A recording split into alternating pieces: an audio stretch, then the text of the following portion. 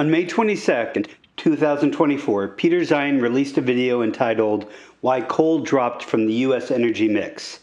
He starts by saying, Today we're going to talk about coal.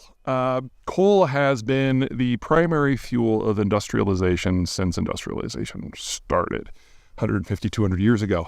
But obviously it has fallen on some tough times, and it has definitely fallen out of favor for carbon-related and pollution-related issues. And we see here how dramatically coal has indeed fallen out of favor, dropping from the dominant source of electricity in 2008 to being in a three-way tie with renewables and nuclear, and far behind gas. Zeihan goes on to say that the primary reason we're no longer burning coal is not because it's dirty, but because gas is cheap, and that environmental concerns are secondary. And I basically agree with him for the first 5 minutes of this 6-minute video.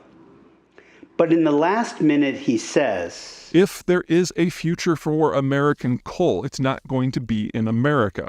One of the things that people forget in an age of green politics is that oil and natural gas are the low carbon fossil fuels that are internationally traded.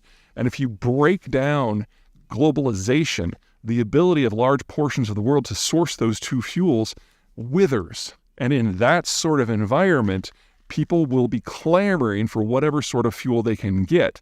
And that will make them turn to American oil and natural gas, of course, but will probably also give American coal a fresh lease on life. It just won't be burned here. And here I have a couple of things to say. One, if globalization is broken down to the extent that other countries can't buy oil and gas on the world market, why would they be able to buy fossil fuels from the U.S.? Has globalization broken down, but in an asymmetric way where the U.S. isn't impacted? But what I really wanted to talk about is the thin green line, an effort in the 2010s to prevent the construction of coal export terminals on the West Coast, an effort that I was a small part of. The theory was that if we could prevent coal export terminals from being built in Northern California, Oregon, Washington, and British Columbia, then the effort to export coal from the Powder River Basin in Montana and Wyoming to Asia would die. At the time, there were 7 separate proposals for the construction of terminals in the region to supplement the Robert Banks Terminal near Vancouver, British Columbia, Canada, which was the only operating coal export terminal at the time, and it was at capacity. This was part of an effort to increase coal exports as domestic demand was dropping. Our theory was that if we could stop the exports from the Northwest, the ports on the east and Gulf coasts would be too far away and the economics just wouldn't pencil out, so the coal would stay in the ground where it belongs.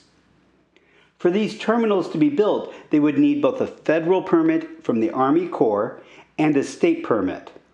We pushed hard for the scope of the permits to include all environmental impacts, including the trains going through the towns and cities along the way, and the impact from burning the coal. The developers argued that only the local impacts at the terminal site were in scope. The feds agreed with the developers, but the states agreed that this process was the only time these issues could be reviewed, so they should be in scope. The developers knew that the total environmental impact from these terminals was enormous and that they would never get approved. There were some court cases that kept the issue alive for a few years, but no terminals were built. In this graph, we see domestic coal consumption drop to about half of its peak in 2008. While the export level barely budged. The thin green line worked.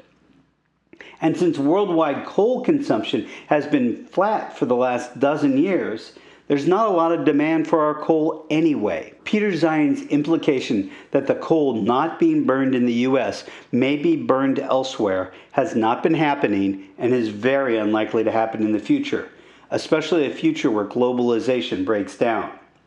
We don't have the ports, and our mines are closing left, right, and center.